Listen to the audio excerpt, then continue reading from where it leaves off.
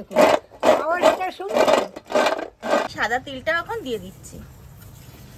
এই দেখুন আমি ডোটা মাখলাম, এক ফোঁটাও কিন্তু জল ব্যবহার করিনি। আপনারা পারলে এরকম নাড়ুও বানিয়ে দেবেন, এই নাড়ু কিন্তু ভোগেও দেওয়া যায়। এই দেখুন লাল লাল করে ভেজে নিচ্ছি, এখন আমি তুলে নিচ্ছি। বেশ অনেকদিন ধরেই ঠাকুমাকে বলছিলাম ঠাকুমা একটু নাড়ু করে দেবা, তো ঠাকুমা বলছিল করে দেবো, কিন্তু বিগত কয়েকদিন ধরে আমার মার শরীরটা ভীষণ খারাপ ছিল বলে মাকে নিয়ে একটু হসপিটাল যাতায়াত করা বা যে কোনো কারণে আমাদের ঠাকুমার নাড়ু করে দিতে পারছিল না। তো আজকে ভাবলাম যে একটু অনেকদিন পর এখন একটু মা ঠিক আছে, তো এখন আজকে একটু নাড়ু বানাই ভাবছি, তাই আজকে নাড়ু বানাবো। এই নাড়ু কিন্তু সেই নাড়ু নয়, আনন্দ নাড়ু। তো আমরা এই নাড়ুটা কিভাবে করি আপনারা প্রথম থেকে শেষ পর্যন্ত দেখতে থাকুন। এই দেখুন আনন্দ নাড়ু করার জন্য কিন্তু একটা নারকেল নিয়েছে, এই নাড়ুটা করার জন্য নারকেলও লাগে। তো সবার প্রথমে এই নারকেলটা আমি ফাটিয়ে নিই।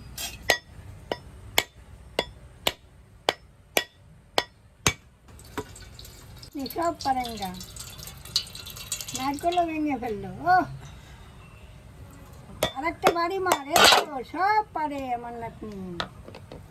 নাও গণেশে খেয়ে নেবে। ঠাকুমা এই জলটা খেয়ে নাও, দাঁড়াও। দি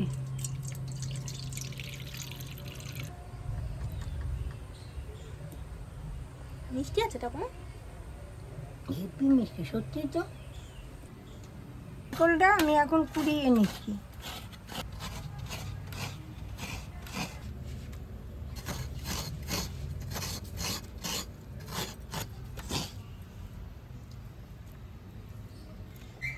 এই দেখুন এখানে কিন্তু আমি এক বাটি মতো নারকেল কোড়া নিয়েছি। এই যে নারকেলটা কুড়িয়েছিলাম পুরো এক বাটি একদম পরিমাপ মেপে হয়েছে। তো সবার প্রথমে এই নারকেলটা একটা বাটিতে আমি ঢেলে নিই। সেম বাটি মেপেই কিন্তু আমি এক বাটি দিয়ে দিচ্ছি গুঁড়ো চিনি, আর একই বাটি মেপে কিন্তু আপনাদের পরিমাণগুলো একদম সঠিক রাখতে হবে। এখন এই দুটো জিনিসকে একটু হাতের সাহায্যে ভালো করে আগে মিক্স করে নিই।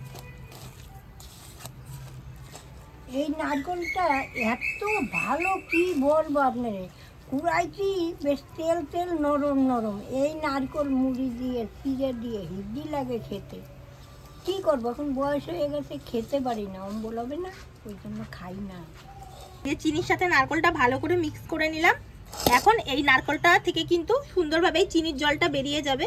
তো এখন এটাকে ঢাকা চাপা দিয়ে রাখি। মোটামুটি ঢাকা চাপা দেওয়া থাক আধা ঘন্টা মতো, যতক্ষণ না চিনির জলটা বেরোচ্ছে। আধা ঘন্টা মতো তো চিনিটাকে একটু গলতে দিয়েছিলাম, তো দেখি এখন কিরকম কি পর্যায়ে রয়েছে। এই দেখুন চিনিটা থেকে কিন্তু এই যে জল ছাড়া কিন্তু শুরু করে দিয়েছে। এটা হচ্ছে রেগুলার খাওয়ার আটাটা। এই আটাটাও কিন্তু সেম বাটি মেপে আমি এক বাটি এখন এই চিনি আর নারকেলের মধ্যে দিয়ে দেবো। আর এটা কিন্তু খাওয়ার ময়দা, এই ময়দাটাও কিন্তু আমি এক বাটি মতোই সেম বাটি মেপে দিয়ে দিচ্ছি।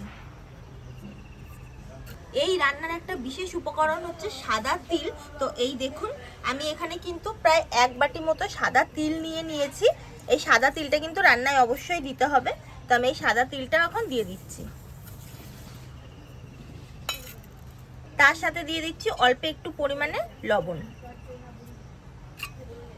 এই সমস্ত উপকরণগুলোকে আমি একটু হাতের সাহায্যে মেখে নিচ্ছি।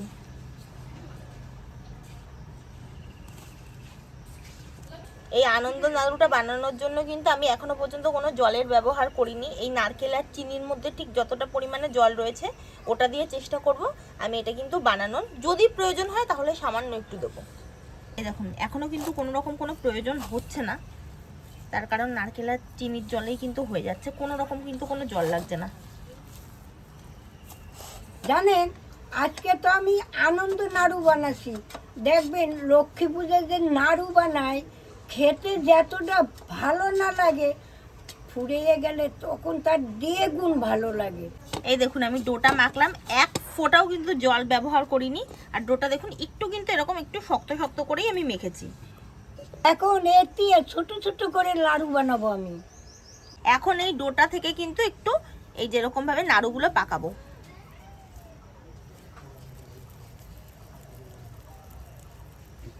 এই দেখুন আমি কিন্তু এক একটা নাড়ু এরকম মাঝারি মাপের করলাম, আপনারা ছোট বড় চাইলে পছন্দ মতো করে নিতে পারেন।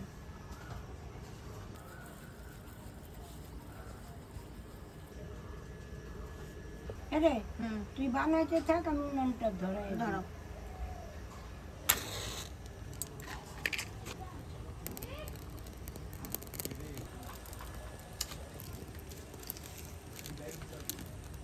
আপনারা অনেকেই তো পূজায় নারকেলের নাড়ু দিচ্ছে, তা আপনারা পারলে এরকম নাড়ুও বানাইয়ে দেবেন। এই নাড়ু কিন্তু ভোগেও দেওয়া যায়।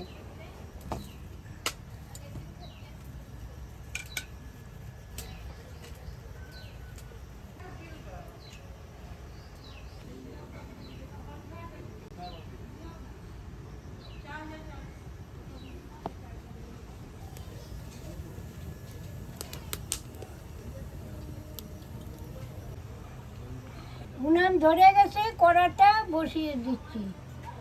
আমি সাদা তেল ঢেলে দিচ্ছি গপ গপ করে। এই লাড়ুগুলো ভাজার জন্য সাদা তেলই কিন্তু লাগে। তেলটা হালকা গরম হয়ে গেছে, এখন আমি নাড়ুটা ছাড়বো।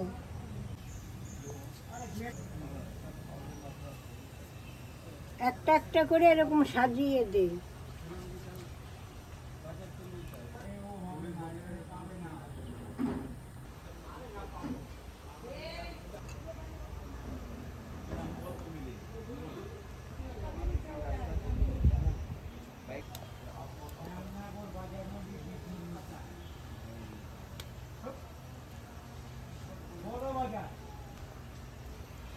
এইবার আপনাদের একটা কথা বলি, আপনারা শোনেন।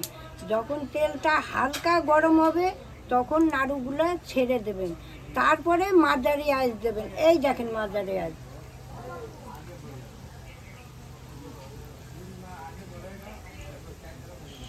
আমার মনে হয় এই আনন্দ নাড়ু করা নারকোল নাড়ু বা তিলের নাড়ু থেকেও কিন্তু অনেক বেশি সোজা। তার কারণ নারকোল নাড়ুর জন্য কিন্তু প্রথমে কড়াইতে পাক দিতে হয়, তারপর ভালো মতো নারকেলটা পাক হয়, আবার যখন বানাই তখন আবার হাতের মধ্যে গরমও লাগে। কিন্তু এটা যখন বানাই এটা কিন্তু একেবারে মেখে জাস্ট তেলে ভেজে নিলেই কিন্তু হয়ে যায়। অতটা বেশি খাটাখাটনিরও কোনো ব্যাপার নেই, আর খেতেও কিন্তু অপূর্ব লাগে।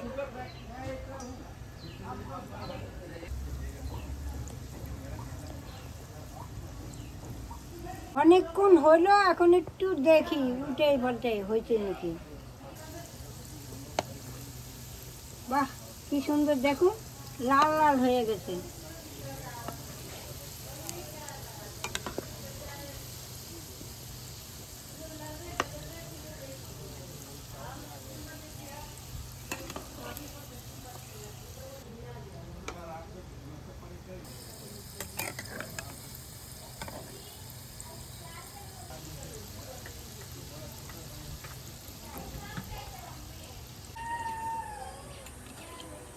এই দেখুন লাল লাল করে ভেজে নিচ্ছি, এখন আমি তুলে নিচ্ছি।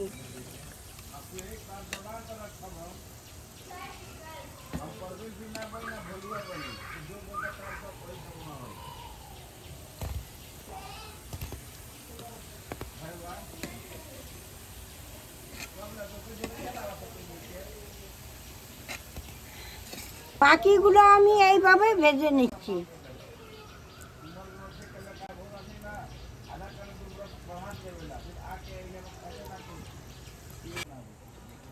এই দেখুন বাকিগুলো আমি লাল লাল করে ভেজে নিচ্ছি। এই দেখুন কি সুন্দর লাল লাল হয়েছে। এই দেখুন, তাহলে আমি এইবার তুলে নিই।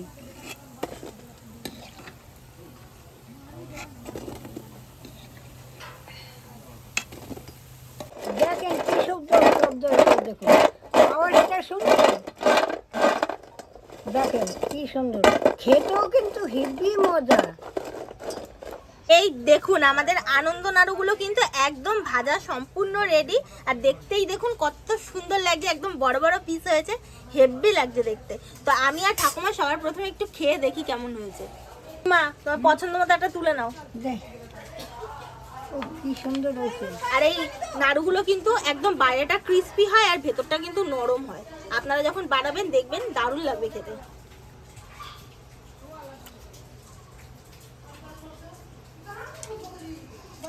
এখনো খেতে পাচ্ছি আমি, নরমই আছে। রেখে দিলে আরো আরো শক্ত হবে। শক্ত হয়ে গেছে, টনটনা। রেখে দিলে আরো শক্ত হবে, এখনো তো অনেক গরম রয়েছে, রেখে দিলে আরো শক্ত হবে। এটা কিন্তু বেশ মজা, জানেন? আপনারা বানাইয়া খান, কেরম লাগছে আমারে কমিকে জানাবেন। তাহলে আজ আসি, আবার কাল দেখা হবে। টাটা।